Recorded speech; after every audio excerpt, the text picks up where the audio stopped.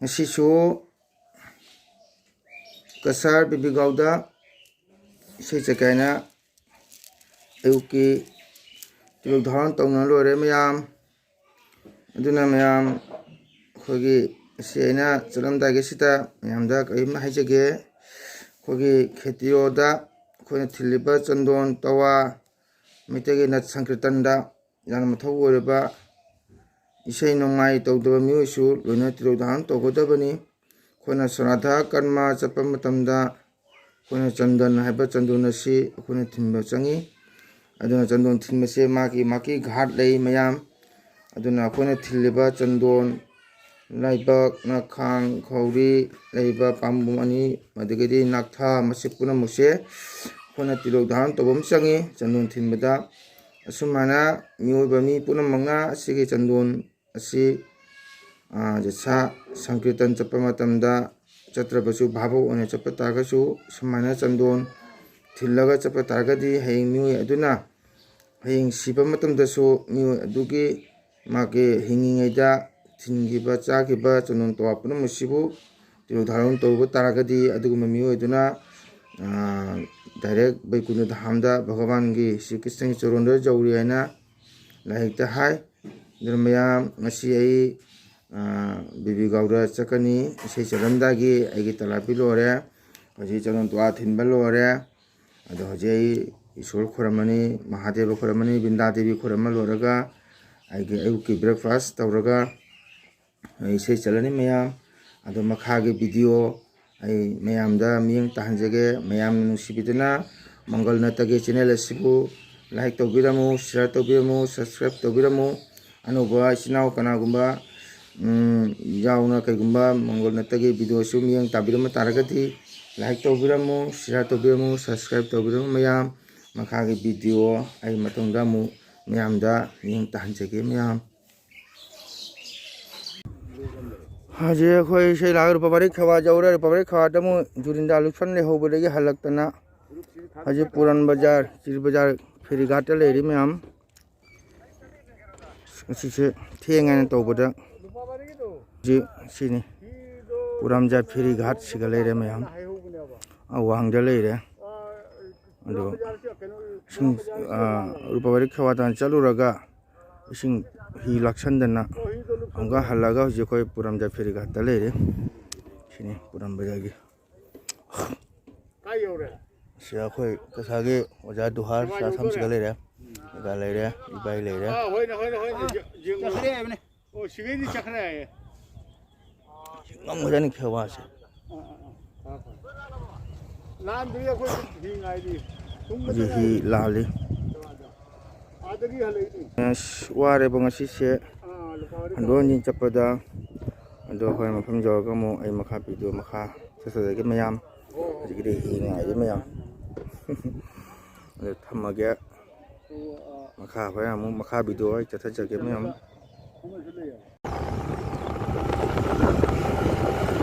namase khoi sibja lalaktana rupabari thado me wapoki lambi masang chali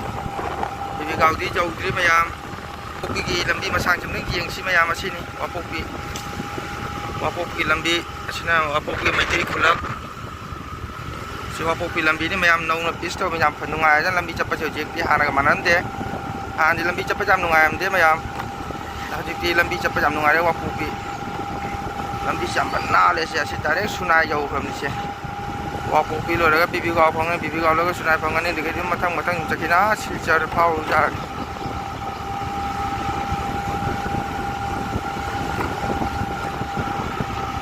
lambi se gai thoba nu kununga amni hanaga ma hani kutukuda matai lambi se handa nauna toropanina gai thobu sunu are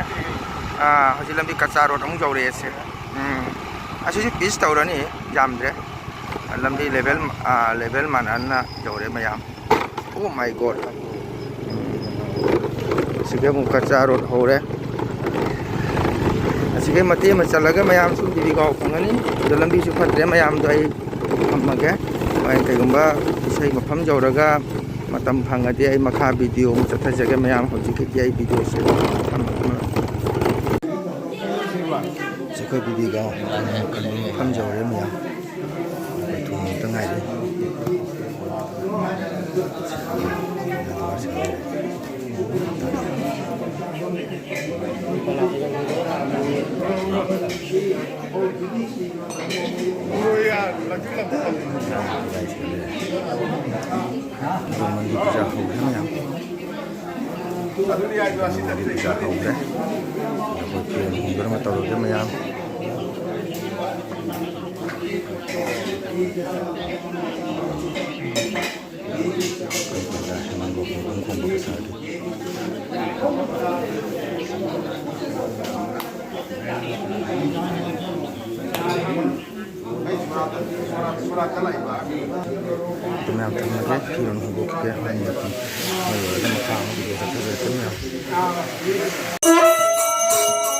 देखो इसे चंग देखे तला भी लो रहे हैं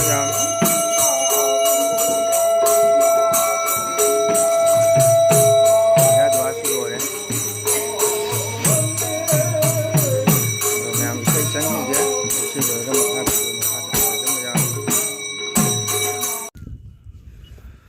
जो कोई रुपया वाले खवा दले Saya nak ciri berjalan le, anda mula petena rupa baik kawada jurinda no bola me. Masa kau lagu jurinda lupsan le hore.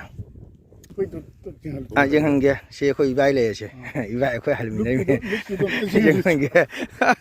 ada sekali bawa jurinda saya macam jangan ge, rupa baik ki, cekong ban ni saya mau hijang napi tahu macam.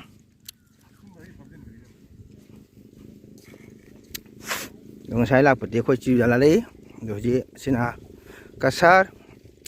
rupa bari 1000 gram hai khang ni ka adugi kaino torba ni asini mayam sai khoina lakpata ko ayuk ta ne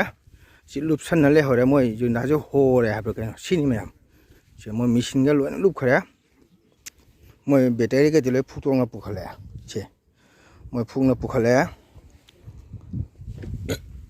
sini mayam saya lupsan na le hore ko semua mesin ke loan nama nungda loan le deh si manungda loan le deh sini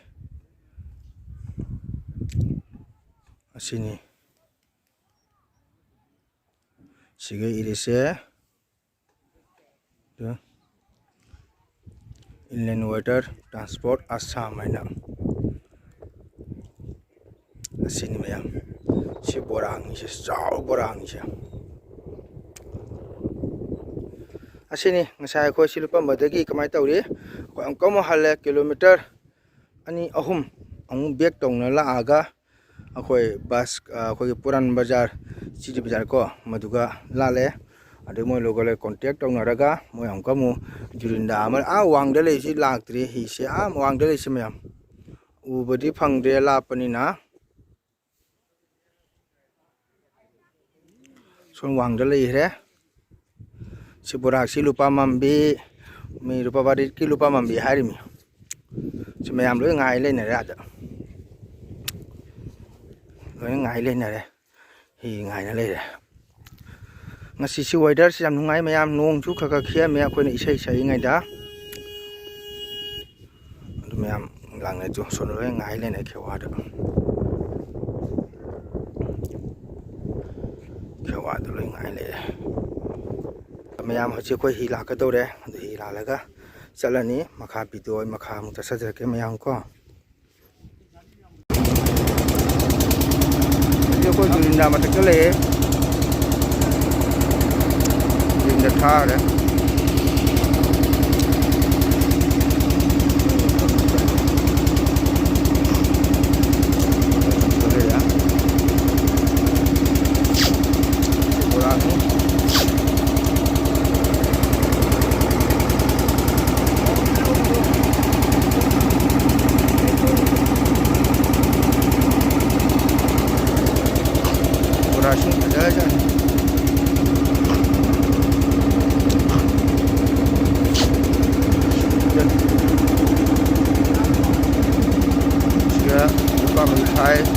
phai litha phai laria phai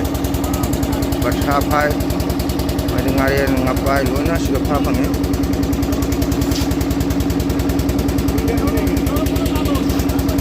rồi thì theo wang dầu tôi đấy Ghat you're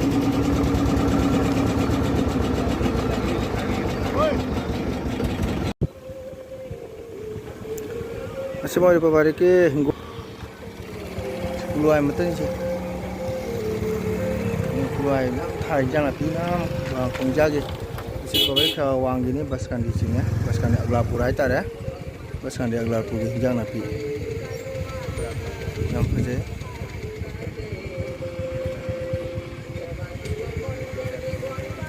ꯈꯨꯂꯨꯋꯥꯏ ꯃꯇꯟ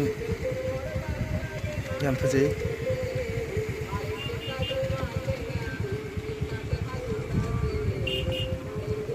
सिने पवारी के घाट auto stand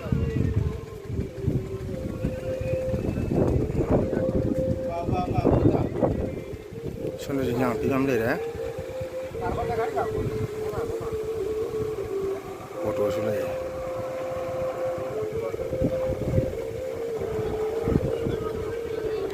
वो auto stand नहीं दो मुझे आया मुझे चलने में तोड़ गया बस कंडीरा उधर सुपत्ते हैं ऐसी से मयाम दो मखा वीडियो आई मखा में हम अच्छा सा के मयाम